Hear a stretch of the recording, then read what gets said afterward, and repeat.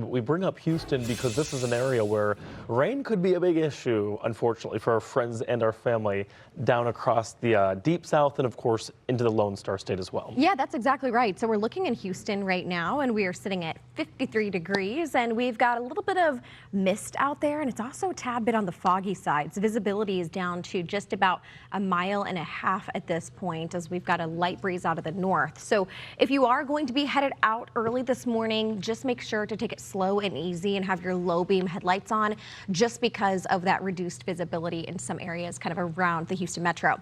Now I want to take it over to Atlanta and look at the temperature. We are sitting at 35 degrees this morning in Atlanta. So 53 in Houston, 35 in Atlanta. That is a big swing in temperatures from one southern city to the other. And I'm sure folks waking up in Houston, they're probably not all that happy about it, or in Atlanta rather, not all that happy about it compared to what folks are waking up to in Houston.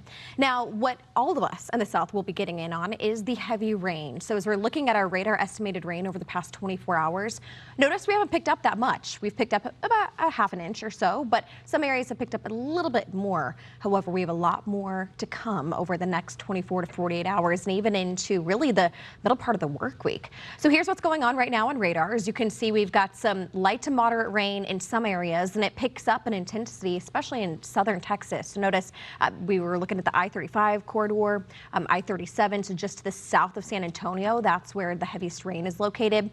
Then a little further to the north, well, we've got some light rain. So from Little Rock over to Texarkana, that's where we have just some light rain that's falling. But Michael, the big talking point is the threat for flooding, as we have that potential for today, tomorrow, and even into Tuesday.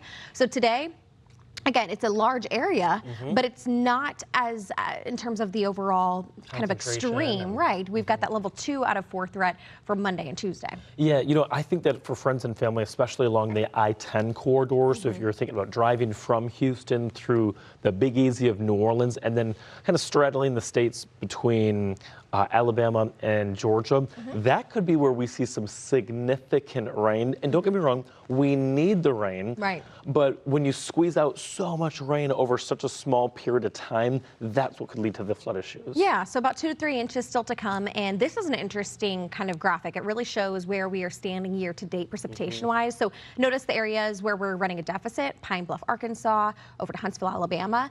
But then you don't have to go very far, Michael, to find areas where we're in a surplus. Jackson, Mississippi, New Orleans, almost 20 inches above average. Unbelievable. I mean, that means that like the soil, the ground is like, it's almost like walking on a wet dish soap or a dishcloth. Yes. Where it's like squishy and the whole 9 yards. You can pull a wet towel out of the bathtub if it accidentally fell in. That's the type of wetness that the soil kind of looks like down in New Orleans. Yeah, and as well as in Jackson, but then you, again, you don't have to look very far to see the complete opposite. So especially the entire state of Alabama, we are dealing with moderate to severe drought, and even just to the north of Mobile and far southern Mississippi, extreme drought, and even extreme drought in portions of Texas. So it's kind of a tale of two stories. We've got some areas that need to see the rain, other areas where it's going to be a little too much of a good thing, and that's why we have drought, or we have flooding potential in a lot of these areas. Yeah, let's put that timeline into motion, and you'll see it that through the day today, we're expecting for that wide swath of rain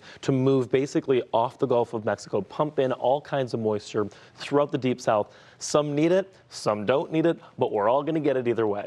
And so this is interesting as you look. This is Tuesday night. I really want to highlight the fact that the overall coverage, it's not that widespread. So there are certainly pockets of heavy rain, but this is Wednesday morning. Look at that next push of moisture. This is going to be widespread and intense heavy rain from Charlotte down to Atlanta, all the way into Tallahassee, and it just rides up its way up the eastern seaboard.